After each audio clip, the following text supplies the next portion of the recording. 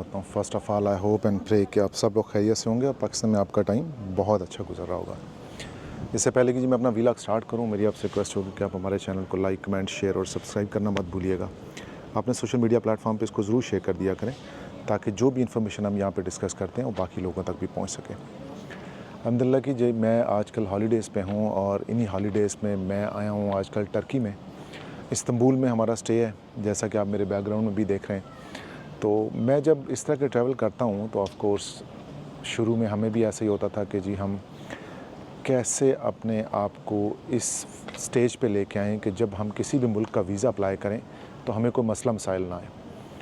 बहुत सारे लोग हैं, बहुत सारी चीज़ें उनके जहन में होती हैं, बहुत सारे ट्रिक्स वो लोग अपनाते हैं।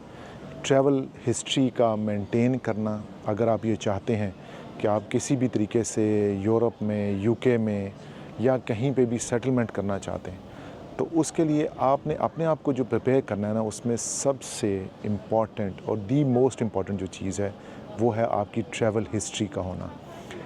अमूमी तौर पे लोगों से जब पूछा जाता है कि जी आप बाहर आना चाहते हैं, उनका पहला सवाल का जवाब तो ये होता है कि जी हाँ मैं आना चाहता हूँ। लेकिन जब आप अगला क्वेश्चन उनसे पूछते हैं कि जी आपकी ट्रैवल हिस्ट्री क्या है, तो वो बताते हैं कि जी मैं कभी ज़िंदगी में मुल्क से बाहर नहीं गया हूँ। हाँ, कोई उक्का दुक्का लोग होते हैं, वो शायद कभी हज या उम्रा के चक्कर में सऊदी अरब तक गए होते हैं। लेकिन जनरली जब आप किसी से बात करते हैं तो ज़्यादातर लोग आपको यही जवाब देते हैं कि जी मैं तो कभी ज़िंदगी में उम्र भर गुजर गई है मेरी और मैं बाहर नहीं गया हूँ मुल्क से। तो ये देखिए, ये जो चीज़ है ना ट्रैवल हिस्ट्री का ना होना, ये बहुत ही एक अलार्मिंग सिचुएशन है। यानी कि एज़ इंडिविजुअल जो ये प्लान कर रहा है कि उसने मुल्क से बाहर जाना है, उसने स्टडी के लिए जाना है, मे बी वर्क के लिए जाना है, मे बी वर्क वीज़ा लेना है, वर्क परमिट लेना है, सेटलमेंट लेनी है, फैमिली को शिफ्ट करना है, बच्चों को शिफ्ट करना है, या कोई भी और मकसद हो सकता है कि आप मुल्क से बाहर जाना चाहते हैं। लेकिन उस मकसद को फुलफ़िल करने के लिए जब आपको उसकी इनिशियल रिक्वायरमेंट पूछी जाती है तो आप उसमें ज़ीरो हैं। एजुकेशन आपकी नहीं है, एक्सपीरियंस आपका नहीं है, ट्रैवल हिस्ट्री आपकी नहीं है, बाहर कभी ज़िंदगी में आप नहीं गए हैं, जॉब कोई आपने अच्छी नहीं की है, फाइनेंशियल बैकग्राउंड आपका अच्छा नहीं है, तालीमी असनाद जो हैं वो इतनी मयारी नहीं है।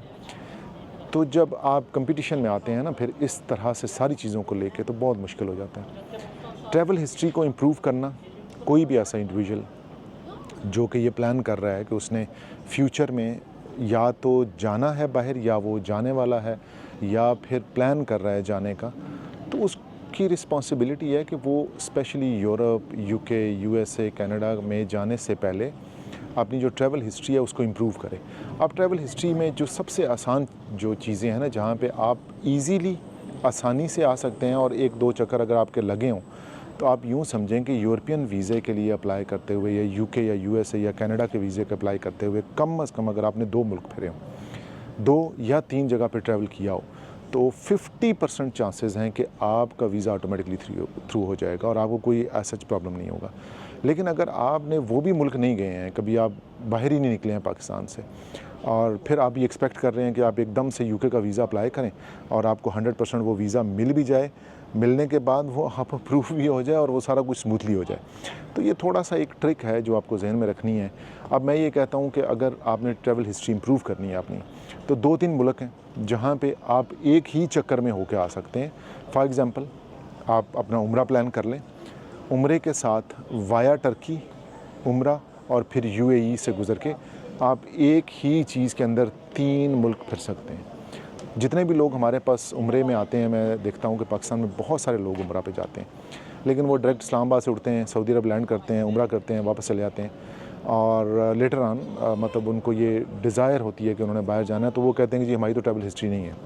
लेकिन अगर आप उम्रे पे भी इवन जा रहे हैं और अगर आपने अपना ट्रिप ऐसे प्लान किया है कि आप वहाँ से आपने फ़्लाई किया, आप सीधे टर्की आ गए हैं, टर्की से आप यूएई चले गए हैं, सऊदी अरब से उम्रा करके आप पाकिस्तान वापस चले गए, कास्ट के अंदर कुछ ज़्यादा फ़र्क नहीं पड़ता। हार्डली मैं ख्याल है 1.5 से 2 लाख रुपए का फ़र्क पड़ेगा। चलें, लिविंग कास्ट में अगर आप थोड़ा सा एक्सपेंस उसको और कर लें तो लाख रुपया और ख़र्च हो जाएगा। लेकिन उस 1.5 से 2 लाख रुपए के एक्सपेंस के अगेंस्ट आपको मिलेगा क्या? आपको 3 मुल्कों के वीज़े मिलेंगे और ये आप अपनी ट्रैवल हिस्ट्री में डाल सकते हैं। और ये ट्रैवल हिस्ट्री काफ़ी अच्छी ट्रैवल हिस्ट्री है।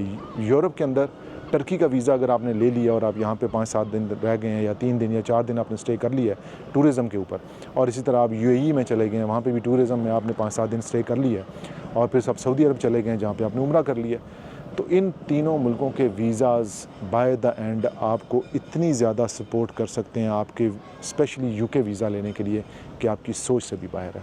तो भाइयों, ट्रैवल हिस्ट्री बनाओ पहले अपनी, और उसके बाद सोचो कि आपने यूके जाना है या यूरोप जाना है या यूएसए जाना है। ट्रैवल हिस्ट्री बनाए बगैर अगर आप ये सोचेंगे तो काफ़ी मुश्किल काम है। ट्रैवल हिस्ट्री बनाने के लिए अगर किसी किस्म की आपको गाइडेंस चाहिए, या इवन इन मुल्कों के जिनका मैंने जिक्र किया, इनके वीज़े के ऊपर कोई आपको जो प्रॉब्लम पेश आ रहे हैं, या इवन अगर आप यूके का वीज़ा अप्लाई करना चाह रहे हैं, तो उसके लिए आप मेरे व्हाट्सअप नंबर पर मुझसे रब्ता कर सकते हैं। मेरा व्हाट्सअप नंबर यहाँ पर आपको मिल जाएगा।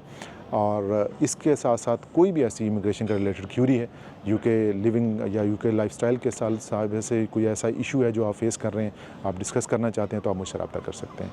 इंशाल्लाह मुझे इजाज़त दें, नेक्स्ट व्लॉग में मुलाकात होगी। बट हमारे चैनल को लाइक, कमेंट, शेयर और सब्सक्राइब करना मत भूलिएगा। अपना बहुत ख्याल रखिएगा। Take care of yourself. अल्लाह हाफ़िज़।